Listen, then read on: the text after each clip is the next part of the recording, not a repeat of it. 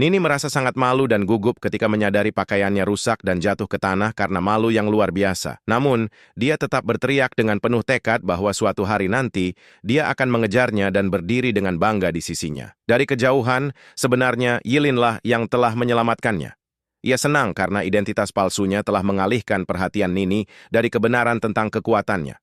Ia pun memutuskan untuk segera menaikkan level tanpa membuang waktu. Tiba-tiba, muncul sebuah skill kutukan terlarang baru di hadapannya, yang mengharuskan pengorbanan 2,5 tahun dari umur hidupnya untuk menetralkan serangan mematikan.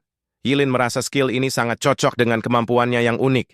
Ia menyadari bahwa ia bisa menggunakan skill ini tanpa takut mati, yang berarti ia kini bisa menggunakan kutukan apapun yang membutuhkan pengorbanan jantung atau kepalanya tanpa rasa khawatir. Pikiran itu membuatnya bersemangat dan ia pun antusias dengan kemungkinan-kemungkinan yang terbuka. Yin kini merasa mampu menghadapi monster level 5 tanpa batasan dan bersemangat untuk segera meningkatkan kekuatannya. Pada hari ketiga dan terakhir dari ujian alam rahasia untuk pemula, para kepala akademi berkumpul di zona observasi, berdiskusi, dan mengomentari performa serta level para siswa. Direktur Su menyambut rekan-rekannya yang lama, yang menggoda dirinya karena terlalu bangga memiliki 2 siswa berperingkat SSS. Namun, Direktur Sue dengan tegas menyatakan bahwa dia sangat yakin bahwa para siswanya akan memecahkan rekor sebelumnya yang dibuat oleh siswa dari Akademi Uhai. Saat itu, percakapan mereka terganggu oleh suara lain yang memuji selera sang direktur. Seorang pria berpakaian rapi bernama Juk Qian King bergabung dengan kelompok tersebut. Ia adalah astrolog top di kota Qingqing dan datang khusus untuk melihat putrinya, Nini. Ia dengan sopan bertanya kepada Direktur Sue apakah Nini telah menimbulkan masalah akhir-akhir ini, tetapi sang direktur dengan bangga meyakinkan bahwa Nini adalah siswa teladan dan kebanggaan akademi. Tiba-tiba, semua orang melihat seseorang keluar dari portal lebih awal dari jadwal akhir ujian, yang mengejutkan dan menimbulkan kekhawatiran. Siswa yang keluar lebih awal itu adalah Nini sendiri. Ia mendekati para direktur, menyapa kepala sekolah dan ayahnya. Mereka bertanya mengapa ia keluar dan level berapa yang sudah ia capai. Nini dengan percaya diri mengumumkan kepada semua orang bahwa dia telah mencapai level 12, menegaskan statusnya sebagai penyihir api peringkat SSS. Semua orang terkejut dengan pengakuan ini, dan keterkejutan itu tampak jelas di wajah para direktur. Mereka tidak percaya rekor telah dipecahkan dengan begitu cepat dan mudah. Ayahnya mendekatinya dan menegurnya dengan lembut, mengatakan bahwa jika ia menunggu sampai akhir ujian, mungkin ia bisa mencapai level 13. Tapi Nini menjawab dengan nada bosan, mengatakan bahwa dia lelah karena kurangnya monster kuat dan poin pengalaman yang rendah. Namun, alasan sebenarnya dia keluar lebih awal adalah untuk mencari sosok misterius bernama Ling Yi. Sementara itu, Yin yang asli masih berada di dalam alam rahasia, tiba-tiba bersin tanpa alasan yang jelas, merasa seolah-olah seseorang sedang membicarakan hal buruk tentangnya. Yin menyadari bahwa semua monster di zona level 10 telah benar-benar lenyap dan menyadari bahwa dia mungkin terlalu berlebihan dalam membasmi mereka. Ia pun memutuskan untuk menggunakan kutukan terlarang baru yang dipelajarinya untuk meningkatkan kecepatannya. Tarian seketika, yang membutuhkan pengorbanan 1 ginjal untuk meningkatkan kecepatannya 10 kali lipat selama 1 jam penuh. Yelin mulai berlari menembus hutan dengan kecepatan luar biasa. Ia sangat senang dengan kelincahannya yang baru dan luar biasa, melintasi jarak jauh dengan cepat, melesat seperti anak panah di antara pepohonan. Segera, ia bertemu sekelompok monster belalang sembah berkepala 3, dan ia dengan penuh semangat menerjang mereka, menyatakan bahwa ia akan mengalahkan semuanya. Yelin bersiap dan melemparkan kutukan terlarang lainnya yang kuat, dengan mengorbankan kandung kemihnya, yaitu kutukan petir abu-abu ganas, yang langsung menghancurkan para monster di hadapannya. Setelah beberapa waktu, siswa lain mulai keluar dari portal dalam keadaan sangat kelelahan, menunjukkan tanda-tanda keletihan dan ketakutan yang jelas.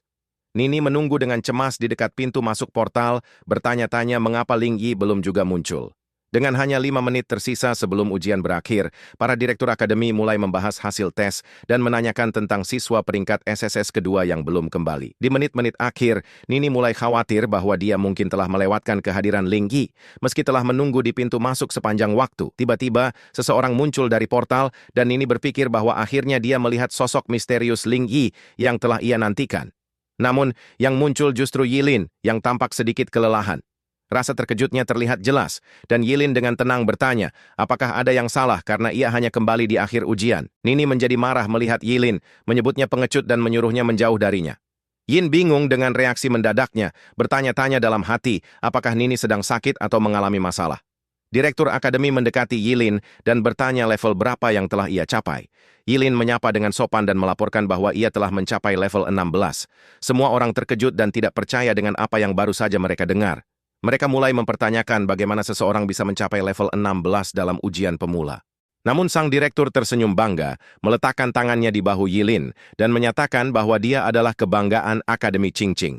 Nini mencoba menjelaskan bahwa sebagai ahli kutukan terlarang, memang wajar jika Yilin bisa naik level dengan cepat karena risiko ekstrem dari kemampuan yang digunakan. Sementara itu, orang-orang mulai berbicara dengan nada mengejek dan penuh rasa kasihan tentang kehidupan Yin, mengatakan bahwa ia mengorbankan dirinya sendiri dan ditakdirkan mati muda demi kejayaan sesaat. Salah satu direktur mendekati Yin dan dengan tulus bertanya apakah Direktur Sue telah memaksanya mengambil risiko seperti itu demi meningkatkan reputasi akademi. Namun Direktur Sue dengan tegas membantah, mengatakan bahwa ia tidak akan pernah mempertaruhkan nyawa murid-muridnya. Yelin menjawab dengan tenang dan percaya diri, meyakinkan mereka bahwa tidak ada yang memaksanya. Itu adalah keputusan sepenuhnya dari dirinya sendiri. Ia berkata bahwa ia telah hidup miskin dan diremehkan sepanjang hidupnya, dan ini adalah kesempatan untuk membuktikan dirinya. Ia tidak peduli meskipun harus hancur di puncak kejayaan. Yang penting dunia tahu bahwa ia mampu meraih keberhasilan. Setelah Yilin dengan percaya diri dan tekad besar menyatakan ambisinya, Tuan Juk Qianqing memujinya dan menegaskan bahwa ia adalah siswa dengan level tertinggi dalam ujian ini tanpa ada yang bisa membantah. Ia menyatakan kekagumannya atas cita-cita tinggi Yilin. Tuan Juk mendekati Yin dan memperkenalkan dirinya secara resmi sebagai ayah dari Zunini, menawarkan dukungannya jika Yilin membutuhkannya di masa depan. Nini tiba-tiba menyela percakapan dengan marah, menyatakan bahwa Ling Yi, sosok misterius yang telah ia tunggu, akan memiliki level tertinggi, bukan Yilin. Hal ini memicu rasa penasaran ayahnya tentang individu misterius ini. Para direktur lain juga bingung karena tak ada yang pernah mendengar tentang orang bernama Ling Yi, tetapi Nini tetap teguh dalam keyakinannya. Yilin dengan sopan meminta izin untuk pergi, dan para direktur menyetujui. Direktur akademi memintanya untuk banyak beristirahat sebagai persiapan untuk ujian resmi yang akan datang dalam 3 hari. Setelah Yilin pergi, masa ujian berakhir dan Nini merasa sangat kecewa karena belum melihat Ling Yi keluar dari portal. Ia menyalahkan Yin. Ayah Nini mendekatinya dan mencoba menenangkannya, mengatakan bahwa ia percaya padanya, lalu bertanya, apakah itu satu-satunya alasan ia keluar lebih awal dari ujian? Nini dengan tegas mengatakan bahwa ia yakin Ling Yi adalah orang yang benar-benar berbeda dari Yilin. Namun ayahnya merasa itu aneh dan bertanya-tanya apakah mungkin dia telah keliru. Nini menolak keras gagasan itu dan bersikeras bahwa kemampuan Ling Yi jauh melampaui Yilin dan tidak mungkin mereka adalah orang yang sama. Pada saat itu, Yilin sedang bersantai di rumah ketika tiba-tiba ia bersin lagi, menduga bahwa Nini mungkin sedang membicarakan hal buruk tentang dirinya. Ia duduk dengan kesal dan menggerutu, bertanya-tanya mengapa Nini selalu kesal dengannya. Tiba-tiba terdengar ketukan keras di pintu, membuatnya bertanya-tanya siapa yang mencarinya pada jam seperti ini. Yin membuka pintu dan mendapati seorang pria yang memperkenalkan dirinya sebagai Tuan Wang, direktur dari perusahaan eliksir peningkat otak kota Qingqing. Yin bertanya mengapa ia datang, dan Direktur Wang menjelaskan bahwa ia datang untuk menawarkan kesempatan promosi produk perusahaan karena kini Yilin telah menjadi terkenal setelah memecahkan rekor ujian, dengan janji hadiah yang sangat besar. Ketika Yilin bertanya seberapa besar hadiahnya, Direktur Wang mengangkat 3 jari dan mengatakan jumlahnya adalah 3 juta. Yilin terkejut dengan jumlah besar itu. Direktur Wang lalu memberi penjelasan singkat tentang produk ajaib mereka yang diklaim bisa meningkatkan kecerdasan dan meregenerasi sel. Yilin memutuskan bahwa jumlah itu sepadan dengan risikonya dan setuju untuk mencoba produknya. Ia meminum cairan itu, awalnya terasa manis dan enak, namun tak lama kemudian ia merasa pusing dan pingsan. Direktur Wang segera menelepon seseorang dan mengonfirmasi bahwa rencana mereka berhasil. Ia juga menyebutkan bahwa rencana cadangan telah disiapkan dan memerintahkan orang itu untuk memindahkan Yilin. Tak lama kemudian, Yilin dipindahkan ke lokasi gelap yang jauh. Wong bertanya mengapa atasannya begitu tertarik pada murid ini. Atasannya dengan tegas menyuruhnya untuk tidak ikut campur dalam urusan yang bukan wewenangnya dan memerintahkan untuk pergi, sambil memperingatkan bahwa siapapun yang mencampuri akan dibunuh di tempat. Sang direktur misterius mendekati Yilin dan mulai memeriksanya. Terkejut menemukan bahwa semua organ yang pernah dijual Yilin telah tumbuh kembali. Ia menyebutnya luar biasa, dan dengan gembira menyatakan bahwa dengan tubuh Yilin, ia bisa mengungkap rahasia regenerasi organ dan memperoleh kekayaan serta kekuasaan. Namun, ia segera terkejut saat Yilin tiba-tiba terbangun lebih awal dan duduk dengan percaya diri di depannya. Sangat mengejutkan sang direktur misterius, karena obat itu cukup kuat untuk membuat seekor gajah tertidur selama 6 jam. Yilin duduk dengan tenang, tampak lebih tertarik pada bagaimana mereka bisa melacak dan menemukannya, sepenuhnya mengabaikan ancaman si pria. Pria misterius itu kemudian memutuskan untuk mengungkapkan kekuatan dan identitasnya. Jiugan, seorang petarung level 20, yang mengancam Yelin agar menyerah atau kehilangan anggota tubuhnya. Yelin menyadari bahwa ia tak punya pilihan selain bertarung, namun memutuskan untuk tidak menggunakan sihir api agar tidak menimbulkan keributan besar. Sebagai gantinya, ia menggunakan teknik lain, mantra terlarang baru bernama Tatapan Beku Abadi, yang mengorbankan salah satu matanya dan langsung membekukan semua yang ada dalam pandangannya. Lawan Yelin, Jiugan berdiri terpana melihat apa yang terjadi. Es mulai menyebar cepat ke sekelilingnya. Jiugan berteriak kaget dan tak bisa memahami apa yang sedang terjadi. Dengan putus asa, ia mencoba menggunakan senjatanya untuk menghancurkan es, namun ia segera sadar bahwa ia tak bisa menembusnya. Jiugan sangat terkejut, bertanya-tanya bagaimana seseorang level 16 seperti Yelin bisa dengan mudah mengalahkan orang selevel dirinya di level 20. Ia merasa itu mustahil. Yelin dengan tenang duduk dan bertanya pada Jiugan, siapa lagi yang tahu rahasia regenerasi organnya. Jiugan bersumpah bahwa ia tidak pernah memberitahu siapapun. Yelin memutuskan untuk mempercayainya untuk saat ini dan mengatakan akan segera mengakhirinya. Ia menyerang Jiugan dengan kekuatan penuh, melayangkan pukulan dahsyat sementara Jiugan berdiri membeku tanpa bisa bereaksi. Pukulan Yelin menghancurkan es yang menjebak Jiugan dan menghabisinya sepenuhnya. Setelah mengalahkan Jiugan, Yelin mengeluh merasa tidak enak badan akibat cairan yang ia minum sebelumnya dan memutuskan akan mengorbankan lambungnya nanti untuk menghilangkan efek minuman tersebut. Yelin kemudian melancarkan serangan destruktif ke sisa komplotan di area tersebut dan mengalahkan mereka dengan mudah. Ia menangkap salah satu anak buah yang selamat dan memaksanya memberitahu siapa dalang di balik konspirasi ini. Orang itu sempat ragu, namun saat diancam akan dibunuh, ia segera berbicara. Ia mengungkapkan bahwa bos mereka adalah Qin Sen, raja dunia bawah di kota Chongqing. Yelin mengenali nama Qin Sen dan menyadari bahwa ia adalah salah satu dermawan terkenal di kota itu, yang membuat situasi menjadi lebih rumit. Di pasar gelap bawah tanah, Qin Sen terkejut saat menerima kabar bahwa semua kontak dengan agennya, Ziu, telah hilang. Salah satu anak buahnya memberitahu bahwa Ziu benar-benar menghilang dan wilayah tempat ia berada telah dibakar habis, kemungkinan besar oleh seseorang dengan kemampuan tempur. Qin Sen menjadi sangat marah dan memerintahkan anak buahnya untuk menemukan pelakunya segera tanpa penundaan. Keesokan harinya, Yelin tiba di kediaman megah milik keluarga Gi, di mana ia disambut hangat oleh Ling Yu yang kini menjadi pengikut setia setelah kejadian sebelumnya.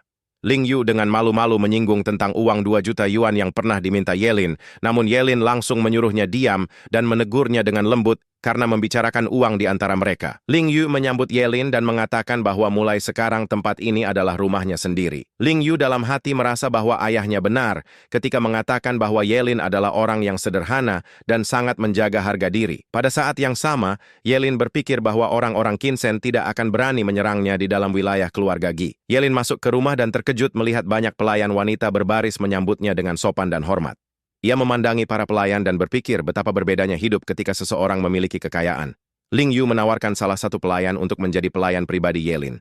Yelin bercanda menerimanya, namun tak lama kemudian merasa malu dan menolak, mengatakan bahwa ia hanya bercanda. Namun Ling Yu dengan bercanda bersikeras agar Yelin mengganti pakaian karena ada sesuatu yang penting. Yelin penasaran dan bertanya apa hal penting itu. Namun Ling Yu menyuruhnya menunggu sampai mereka tiba di tujuan. Akhirnya mereka tiba di acara tahunan lelang Qingqing, dan Ling Yu memberitahu bahwa tempat ini adalah tempat bergengsi yang belum pernah dikunjungi Yelin. Setibanya di acara lelang tahunan kota Chongqing, Ling Yu mengatakan bahwa ia akan memperkenalkan Yelin kepada tokoh-tokoh penting kota nanti. Namun Yelin lebih tertarik pada makanan dan menyuruh Ling Yu tidak ikut campur. Dalam hati, Ling Yu menyindir kesederhanaan dan kepolosan Yelin, menganggap ia masih kurang pengalaman karena berasal dari latar belakang miskin. Saat Yelin makan dengan lahap, karena sebelumnya ia telah mengorbankan lambungnya, ia mendengar suara di belakangnya yang bertanya kenapa ia ada di sana. Saat berbalik, ia melihat Nini dan temannya Liu Yanei berdiri di sana. Liu Yanei bertanya siapa Yelin. Yelin merasa kesal melihat Nini lagi dan bertanya-tanya mengapa perempuan bodoh ini terus muncul di hadapannya. Nini menjawab dengan kesal kepada temannya bahwa Yelin hanyalah pengecut yang kabur dari monster di dunia rahasia, menunjukkan kejengkelannya karena melihatnya lagi. Yelin menyeringai dalam hati, membayangkan ekspresi wajah Nini jika ia tahu bahwa sebenarnya Yelin adalah Ling Yi, orang yang dulu dia kagumi. Tak lama kemudian, Ling Yu datang bersama sekelompok teman dan dengan bangga memperkenalkan Yelin sebagai atasannya. Kelompok itu terkejut. Beberapa mencibir dan mengatakan bahwa seharusnya Ling Yu yang memimpin. Namun Ling Yu dengan tegas mengatakan bahwa Yelin bukan orang biasa dan levelnya sekarang sangat tinggi. Semua orang terkejut mengetahui bahwa Yelin telah mencapai level 16 di dunia rahasia pemula, terpana dengan jarak besar antara level mereka yang rendah dan level Yelin. Yelin dengan tenang menyarankan agar mereka tidak terlalu kaget dan mengatakan bahwa ia bersedia membantu mereka naik level jika mereka bisa keluar dari kota, karena itu akan membantu mereka tampil lebih baik dalam ujian besar mendatang. Semua menjadi bersemangat mendengar bahwa Yelin bersedia membantu. Namun Ling Yu mengungkapkan kekhawatiran karena mereka dilarang meninggalkan kota sebelum ujian besar demi mencegah bantuan dari pihak luar.